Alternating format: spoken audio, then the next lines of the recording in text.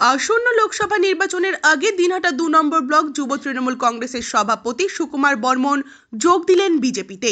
সোমবার দুপুরে কেন্দ্রীয় স্বরাষ্ট্র দপ্তরের প্রতিমন্ত্রী তথা কোচবিহার লোকসভা আসনে বিজেপি মনোনীত প্রার্থী নিশীথ প্রামাণিকের বাসভবনে তার হাত থেকে বিজেপির দলীয় পতাকা হাতে তুলে নিয়ে বিজেপিতে যোগদান করেন তিনি।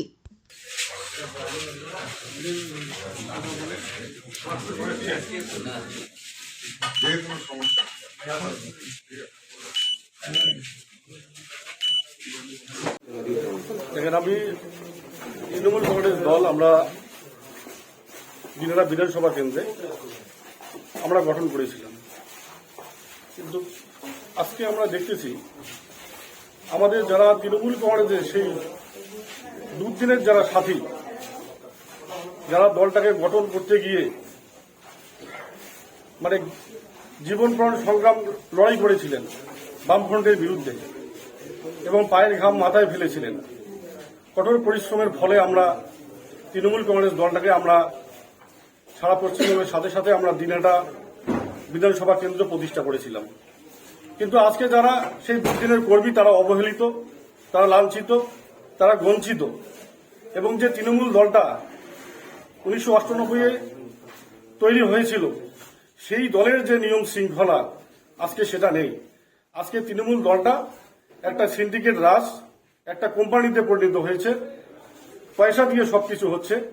আপনারা দেখেছেন পঞ্চায়েত নির্বাচন কিভাবে হলো, পয়সা দিয়ে পঞ্চায়েত টিকিট নমিনেশন নিতে হলো, প্রধান গঠন করতে গিয়ে লক্ষ লক্ষ টাকার বিনিময়ে প্রধান গঠন করতে হলো, জেলা পরিষদ অযোগ্য ব্যক্তিদেরকে জায়গা দেওয়া হয়েছে পয়সার বিনিময়ে।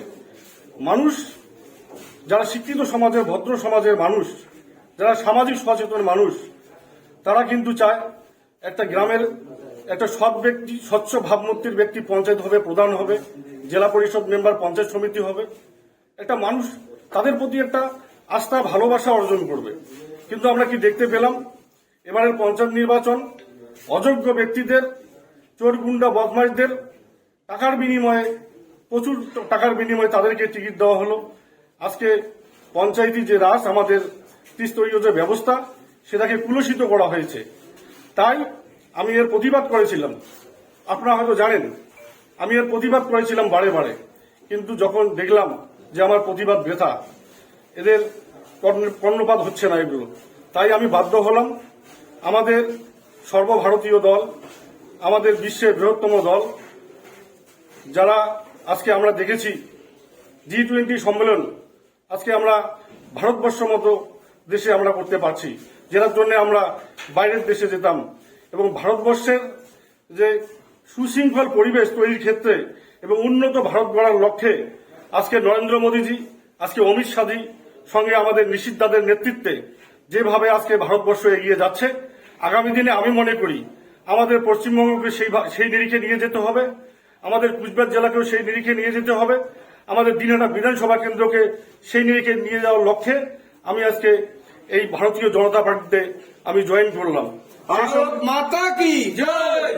সেই সঙ্গে আরেকটা কথা বলতে চাই, আমাদের দিনহাটা 7 নম্বর বিধানসভা কেন্দ্রে যারা নিজেকে মস্তান মনে করে, গুন্ডা মনে করে, যারা মস্তানি করে, যারা দিনহাটা মানুষকে স্তব্ধ করতে চায়, যারা মানুষের গণতান্ত্রিক অধিকার হরণ করেছে, যারা মানুষকে বিভিন্নভাবে লাঞ্ছিত বঞ্চিত করেছে, তাদেরকে উপযুক্ত জবাব এবার ভারতীয় জনতা পার্টির নেতৃত্বে আমরা এবার সেটা তৈরি করব এবং তাদেরকে দেখিয়ে দেব ভারতীয় জনতা পার্টির নেতৃত্বে আমরা দিনহাটা বিধানসভা কেন্দ্রে সুশৃঙ্খল সামাজিক ব্যবস্থার মাধ্যমে একটা উন্নয়নশীল, প্রগতিশীল বিধানসভা কেন্দ্র আমরা আগামী দিনে গঠন করতে চাই। তৃণমূলের কোন দায়িত্বে ছিলেন? তৃণমূলের দিনহাটা 2 নং ব্লক তৃণমূল যুব কংগ্রেসের ব্লক প্রেসিডেন্ট।